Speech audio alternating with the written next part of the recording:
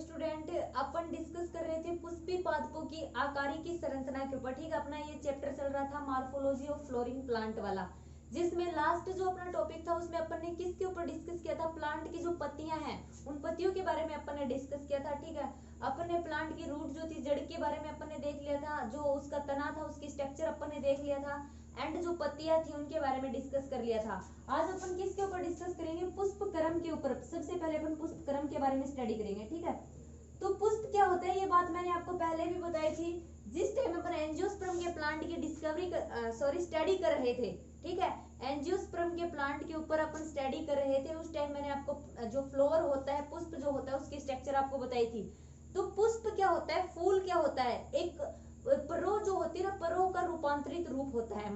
ठीक है, जो अपना परो होता है वो ही रूपांतरित होकर किसका निर्माण कर देता है? फूल का निर्माण कर देता है। परो के अंदर क्या पाया जाता है? शीर्ष मेरिस्टेम ही पाया जाता है। ठीक है, शीर्ष मेरिस्टेम मतलब शीर्ष विभज्योतक है। शीर्ष विभज्योतक ये उत्तक होते हैं जो प्लांट के अंदर पाए जाते हैं। शीर्ष मेरिस्टेम परो के ऊपर वाली साइड पाया जाता है, ऊपरी सिरे पर, जो क्या करता है, इसकी कोशिकाएं निरंतर विभाजित होती रहती हैं, और परो जो होता है, तना जो होता है, उसको बढ़ाने में हेल्प करता है। ठीक है, अब यहाँ पे होता ये है कि जो पुष्पी जो अपना शीर्ष मेरिस्टेम जो होता है, जो परो के अंदर पाया जाता है, परो के अंदर पाया जाने वाला शीर्ष मेरिस्टेम पुष्पी मेरिस्टेम में चेंज हो जाता है, और फिर अपनी जो पोरियां होती हैं वो पोरियां लंबाई में न बढ़कर दब जाती हैं वहीं पर। एक्स भी क्या होता है, जो एक्स होता है अपना, वो भी वहीं पर दब कर रह जाता है, और जो गांठें होती है जहां से शाखाएं निकलती है, वहां पर क्या होता है, उन गांठों के ऊपर जो शाखाओं से निकलती है उनके ऊपर पत्तियां लगती हैं, फिर उन गांठों के ऊपर पत्तियां न लगकर वो पुष्पों में रूपांतरित होने लगता है। और अपने पुष्पी अक्ष पर, जो अपना पुष्पी अक्ष होता है, उस पुष्पी अक्ष पर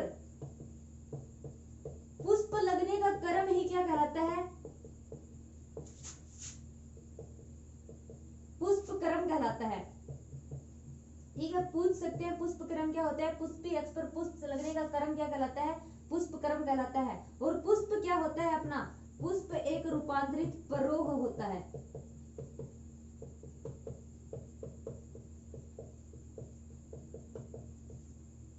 और ये शीर्ष जो वृद्धि करके फिर फूल में चेंज हो जाता है, इस बेस पर अपने जो पुष्पक्रम होता है वो दो प्रकार का होता है। दो प्रकार का कौन सा? एक तो होता है असीमाक्षी, एक होता है ससीमाक्षी। ठीक है, ये दो प्रकार के पुष्पक्रम अपने पास पाए जाते हैं। असीमाक्षी पुष्पक्रम कौन सा होता है? इस प्रकार के पुष्पक्रम में क्या होता है, फूल जो होते हैं वो पार्श्व में अग्र अभिसारी क्रम में लगते हैं। ठीक है, अपना असीमाक्षी जो क्रम होता है, इसमें पुष्प जो होंगे वो पुष्प अग्र अभिसारी क्रम में लगेंगे। एंड ससीमाक्षी जो पुष्पक्रम होता है, इसमें पुष्प लगने का क्रम किस प्रकार से होता है? इसमें पुष्प तलाभिसारी क्रम से लगते हैं। ठीक है, तो ये तो हो गई पुष्पक्रम के बाद। अगर पुष्प की स्ट्रक्चर की अपन बात करें, तो पुष्प की स्ट्रक्चर मैंने एक दिन आपको यहाँ पे बना के भी बताई थी बोर्ड के ऊपर। तो पुष्प क्या होता है, एक लैंगिक अंग भी होता है, जो अपना पादप होता है उसके अंदर पाए जाते हैं ना लैंगिक स्ट्रक्चर। तो पुष्प जिस आधार पर, मतलब जिस स्ट्रक्चर, जिस संरचना के द्वारा प्लांट से जुड़ा रहता है, वो क्या था? वो पुष्पासन था। ठीक है, और अपने इस पुष्पासन पर पुष्प के कौन कौन से पार्ट पाए जाते हैं? बाह्य दलपुंज, दलपुंज, पुमंग और जायांग। ये चारों के चारों पार्ट पाए जाते हैं पुष्प के अंदर। ठीक है, ओके। बाह्य दलपुंज को क्या बोला जाता है? कैलिक्स बोला जाता है, और दलपुंज को कैरोला भी बोला जाता है इंग्लिश में।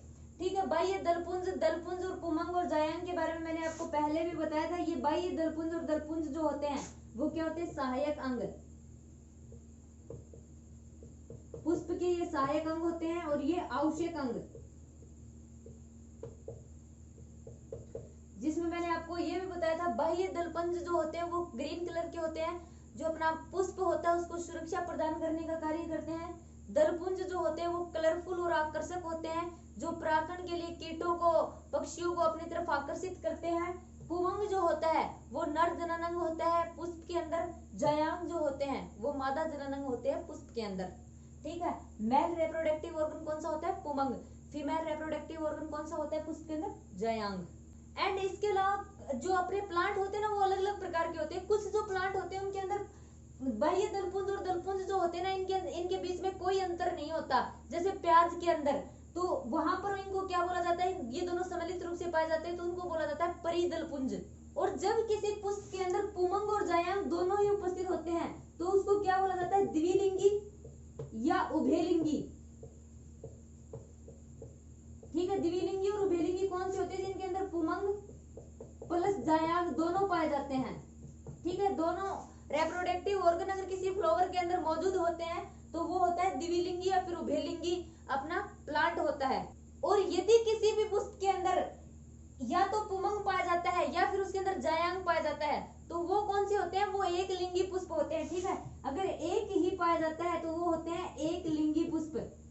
अब अगर अपन सममिति के आधार पर फूल की अगर अपन बात करें, सममिति के आधार पर फूल कितने प्रकार के हो सकते हैं, 2 प्रकार के हो सकते हैं। ठीक है, सममिति के बेस पर 2 प्रकार के हो सकते हैं। एक तो होता है अपना एक व्यास सममित, दूसरा होता है अपना तिर्य सममित। ठीक है, एक होता है एक व्यास सममित, दूसरा होता है तिर्य सममित। एक व्यास सममित कौन से होते हैं, जब किसी भी फूल को, किसी भी पुष्प को केवल एक ऊर्ध्वाधर स्थिति से अपन 2 बराबर भागों में विभाजित कर सकते हैं तो वो कंडीशन में फ्लावर कौन सा होता है, एक व्यास सममित होता है। इस प्रकार की कंडीशन किन में पाई जाती है, मटर, गुलमोहर, इनके अंदर पाई जाती है। मतलब ऊर्ध्वाधर स्थिति से अगर अपन पुष्प को विभाजित करते हैं तो पुष्प जो होता है वो 2 बराबर भागों में विभाजित हो जाता है। उस कंडीशन में पुष्प जो होता है वो एक व्यास सममित होता है। अगर अपन तिर्य सममित की बात करें, अगर अपन किसी पुष्प को किसी भी प्रकार से 2 बराबर भागों में विभाजित कर सकते हैं तो उस कंडीशन को बोला जाता है तिर्य सममित। उदाहरण के तौर पर अपन देख सकते हैं सरसों के अंदर, मिर्च के अंदर या फिर धतूरे के अंदर इस प्रकार की कंडीशन पाई जाती है। ठीक है, अब अगर अपन बात करें अपना पुष्प जो होता है ना, वो पुष्प वृंत की सहायता से किससे जुड़ा रहता है, शाखा से जुड़ा रहता है। ठीक है, फ्लावर की जब अपन ने स्ट्रक्चर बनाई थी उस टाइम मैंने आपको दिखाया था ना, पुष्प वृंत होता है पुष्प में, और उस पुष्प वृंत की सहायता से अपना पुष्प या अपना फ्लावर किससे जुड़ा रहता है, शाखा से जुड़ा रहता है। उस पुष्प वृंत के पास में छोटे छोटे पत्र से लगे रहते हैं, उनको क्या बोला जाता है, उनको सहपत्र बोला जाता है। जिस भी प्लांट में वो छोटे छोटे पत्र लगे होते हैं ना, उसको क्या बोलते हैं, उसको सहपत्री बोलते हैं। और जिनके अंदर ये पत्र नहीं पाए जाते हैं उनको बोलते हैं सहपत्रहीन। ठीक है, जिनके अंदर वो छोटे छोटे पत्र लगे होते हैं उनको सहपत्री, जिनके अंदर वो नहीं पाए जाते उनको सहपत्रहीन बोला जाता है। और अपने पुष्प के अंदर बाह्य दलपुंज, दलपुंज, पुमंग और जायांग की सापेक्ष स्थिति के आधार पर, इनकी जो स्थिति होती है ना पुष्प के अंदर, उस स्थिति के आधार पर पुष्प जो होता है उस पुष्प को अधोजायांगता, परिजायांगता तथा अधिजायांगता प्रकार का होता है। इनका अपन डायग्राम बना के समझेंगे कि अधोजायांगता किस प्रकार से होता है, परिजायांगता किस प्रकार से होता है। ठीक है, जो पुष्प के अंदर पुमंग, जायांग, बाह्य दलपुंज, दलपुंज जो पाए जाते हैं, इनकी सापेक्ष स्थिति के आधार पर इनकी कंडीशन जो होती है वो अलग अलग होती है। ठीक है, अब सबसे पहले अपन डिस्कस करेंगे अधोजायांगता कंडीशन के ऊपर। अधोजायांगता कंडीशन में क्या होता है, अधोजायांगता कंडीशन में ये होता है कि जायांग जो होता है वो सर्वोच्च स्थान पर होता है। ठीक है, जायांग सबसे ऊपर होता है, बाकी पुष्प के जितने भी ऑर्गन होते हैं वो नीचे होते हैं। अपन डायग्राम बना के देखते हैं कि किस प्रकार की कंडीशन पाई जाती है।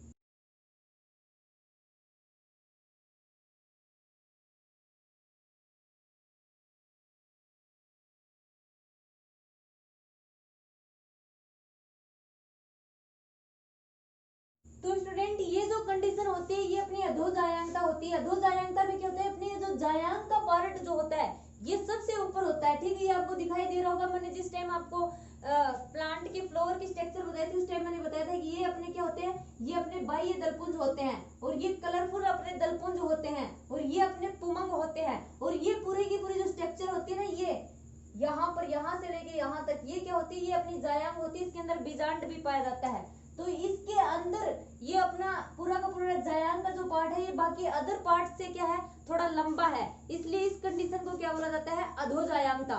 इसको अपन बोलते हैं अधोजायांगता। अगर एग्जाम्पल अपन देखें तो सरसों, गुड़हल, इसमें इस प्रकार की कंडीशन पाई जाती है। इनमें अपना अंडाशय जो होता है वो ऊर्ध्ववर्ती होता है, ठीक है। अगर सेकंड टाइप की अपन बात करें परिजायांगता कंडीशन, परिजायांगता कंडीशन में क्या होता है, अंडाशय जो होता है फूल के अंदर, पुष्प के अंदर अंडाशय जो पाया जाता है वो मध्य भाग में स्थित होता है और बाकी पुष्प के अदर पार्ट जो होते हैं वो किनारे पर स्थित रहते हैं और ये सारे के सारे लगभग समान ऊंचाई तक रहते हैं। और इस कंडीशन में अपना अंडाशय जो होता है ना वो आधा अधोवर्ती होता है। अगर इसके अपन डायग्राम बनाकर देखें इस चीज को, तो इसमें किस प्रकार का डायग्राम बनता है,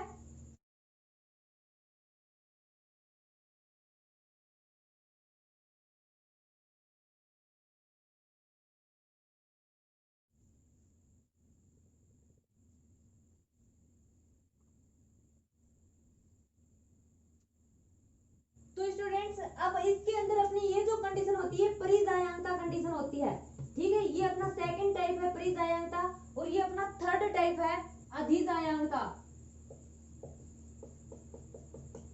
तो परिजायांगता में मैंने आपको क्या बताया था, अपना अंडाशय जो होता है ये वाला पार्ट, ये क्या होता है, ये मध्य में स्थित होता है, ये बीच में स्थित होता है, ठीक है। और पुष्प के अन्य भाग जो होते हैं ये सारे के सारे किनारे पर स्थित होते हैं। जैसे ये अपना क्या हो गया पुमंग वाला पार्ट, ये अपना बाह्य दलपुंज का पार्ट हो गया और ये अपना दलपुंज, ये तीनों के तीनों पार्ट किस में स्थित होते हैं, किनारों पर स्थित होते हैं। ये कंडीशन होती है अपनी परिजायांगता में और अपना अंडाशय जो होता है वो बीच में स्थित होता है। अगर एग्जाम्पल की अपन बात करें तो पलम, गुलाब और आड़ू के अंदर इस प्रकार की कंडीशन पाई जाती है।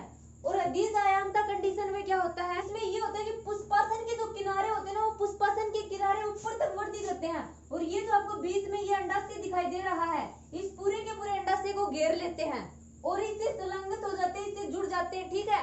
और फिर पुष्प के जो अन्य भाग होते हैं ना वो अंडाशय के ऊपर लगे रहते हैं, ठीक है। ये सारे के सारे पार्ट आपको दिखाई दे रहे हैं, ये पुष्प के फिर ऊपर लगते हैं। इसमें अंडाशय जो होता है वो अधोवर्ती प्रकार का होता है। एग्जाम्पल अगर अपन देखें तो अमरूद, घिया, सूरजमुखी आदि कई प्रकार के प्लांट होते हैं जिनके अंदर पाया जाता है। ये जो है ये अपना अंडाशय है, ठीक है ना। इसके अंदर भी ये बीच में आपको जो दिखाई दे रखा है ये अपना अंडाशय है और ये दोनों क्या है अपने, ये दोनों है दलपुंज, ठीक है। ये और इस प्लांट के ये और ये क्या है अपने बाह्य दलपुंज। एंड ये जो स्ट्रक्चर आपको दिखाई दे रही है दोनों के अंदर ये क्या है पुमंग या फिर पुंकेसर है अपने, ठीक है। इस प्रकार इसके अंदर तो अंडाशय अपना बीच में होता है और इसमें जो पुष्पासन होता है पूरे के पूरे अंडाशय को घेर लेता है, ठीक है। तो स्टूडेंट ये तो हो गया मतलब अंडाशय जो अपना जो पुष्प होता है पुष्प के अंदर जो अपने बाह्य दलपुंज और जो अपने पुमंग जायांग लगते हैं उस स्थिति के ऊपर किस प्रकार से अधोजायांगता, परिजायांगता और अधिजायांगता के ऊपर अपन ने डिस्कस किया है। अपने नेक्स्ट वीडियो के अंदर अपन जो अपने पुष्प के अदर पार्ट है ना ये जो अपने बाह्य दलपुंज, जायांग और पुमंग इनके ऊपर डिटेल से स्टडी करेंगे।